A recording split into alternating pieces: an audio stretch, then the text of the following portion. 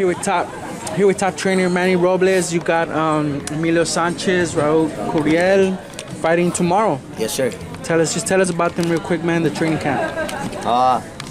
Camp's been great. You know, they also took a part of the camp that took place in Guadalajara. So it was also not only Oscar and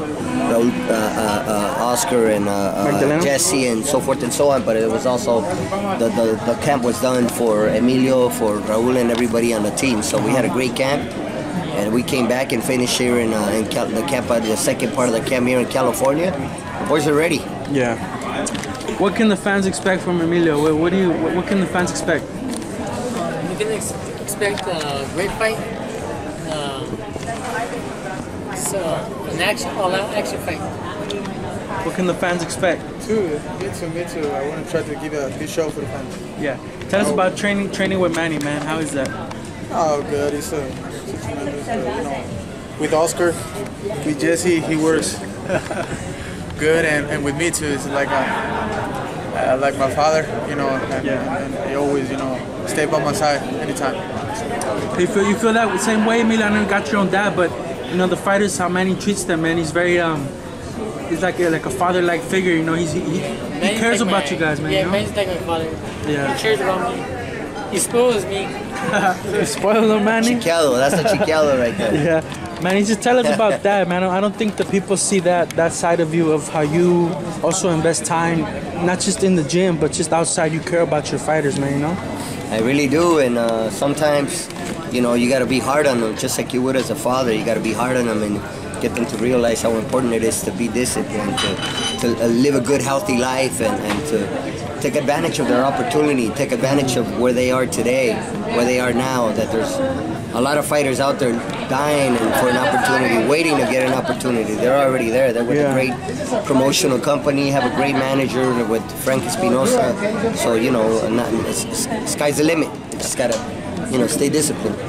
I haven't gotten a chance to speak to you guys about it, but what went through your mind when you saw Oscar's fight this 3 weeks ago? I'm happy for him, he got the win, but it's a very hard fight.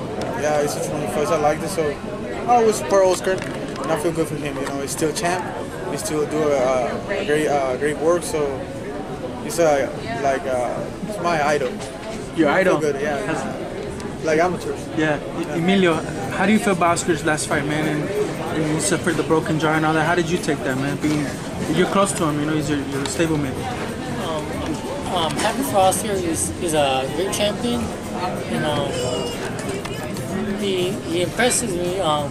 Fighting when knowing that he fought a guy that's way heavier than him. Yeah, he's like 10 pounds heavier. Yeah, he's one of my idols too. He's a great boxer.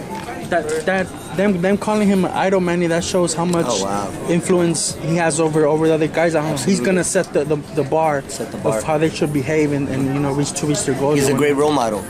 Inside and outside the ring, he's a great role model, man. I think these kids know him personally, and they know how hard he works. Oscar worked extremely hard. He's extremely dedicated to the sport. He works harder than no one else does. And, that's for them to learn, and for them to, if they want to be as successful, that they understand how hard they have to work. Reflecting back on the fight, the Oscar Valdez fight, now that you have a more clear mind on it, how do you really feel about the weight situation with Scott Quigg, man? A lot of people are blaming that for Valdez's broken jaw. How do you really assess that, man? It's really a complicated situation because people have to understand that there's a lot at stake. There's a lot. I mean, this is a big promotion, ESPN. There's a lot of money involved, a lot of politics involved, more than just the fight itself. And at the end of the day, the Oscar and just the team, they had to make a decision to move forward or not. So, and it could have happened. It could have happened at any other given moment. That's just boxing. All it takes is one punch. It could have happened in his last fight. Unfortunately, it happened to us today, where he got caught on the chin and they had a broken jaw. But it happens. It's boxing. Fighters get cut. Fighters get. We see different things happen in the ring that Sometimes good, sometimes bad, yeah. You know, sometimes good, sometimes bad, and that I don't think really, with all due respect, I don't think that had anything to do with the weight. I think it's just, you know, got caught at the right time at the right moment, and that's boxing for you. So is it kind of a way to maybe, whether you hold it against Scott Quigg and his team a little bit or not, is a forgiving thing? Is that needed here, or is it? Yeah, absolutely. You like whatever? Absolutely, it's you know, you forgive and you forget. I mean, it's unfortunate for Scott. You know, only he has his reasons why he didn't make weight. Scott's a great person. He's a great individual. I know him personally. He's a good guy. So is Freddie. I don't want to believe, I don't want to think that this was done intentionally. Just feel that, you know, I guarantee you today, we're at the weigh-ins right now, more than one guy's not going to make weight. I guarantee you. It happens a lot. It happens all the time, but something has to be worked out. Yeah. Something has to be figured out where the show must go on, as they say. Yeah. How do you feel about that, Emilio Scott missing the weight or whatever, from how you saw things on your end, going into the Valdez fight? I think he should have made weight. Yeah, of course he should have, but how do you take that? Is that the reason why the fight was so hard for Valdez? Is it like because of the extra weight, or what do you make of it? I think so. He fought a great fighter. Yeah. Scott Quigg, you can't take nothing away from Scott. He's a former world champion. He's a great fighter. Yeah, everybody said it before the fight. This will be Oscar's toughest test. It's almost like they didn't believe you guys either, and Oscar has said it himself. If the spar is any indication of how the fight's gonna be, it turned out to be what he was saying, and people almost didn't take your guys' word for it. Now it shows where Scott's at, and it shows where even Valdez is at now more. You know? Absolutely, yes, sir. And just, I know you're not. You already told me that your mentality is to make sure that Oscar's safe.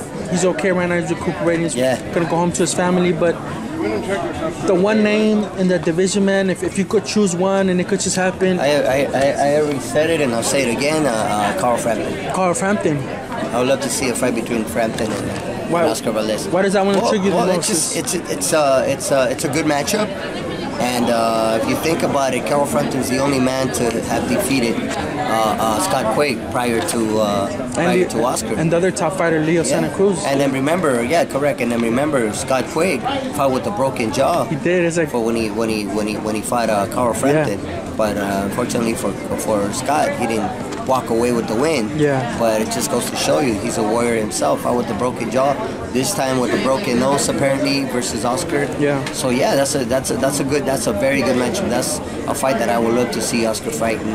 Maybe not next, but in the near future. Yeah, I mean, I think it's only fair that he has a soft touch coming back. I mean, he's had 3 very hard back-to-back fights, you know. And well, I'll leave that up to the management, of course, and up to the promoter. Let them decide who he fights next. But the most important thing right now for Oscar is for his health.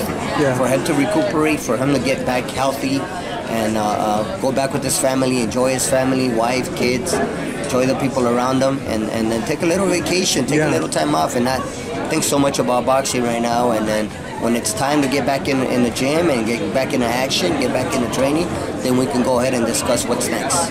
Okay, last thing, Frampton's fighting Nonito Donaire. What do you make of that fight? How do you see it playing out? Very good fight. It's a very good matchup, man. Nonito Donaire, former world champion in different weight categories, and I think he's going to give Carl a run for his money. I think it's a very, very good matchup, but I see Carl Frampton winning the fight by decision, not by knockout, but it should be close. It should be a lot of fun. All right, cool, man. It's always a pleasure talking to you. Appreciate the time.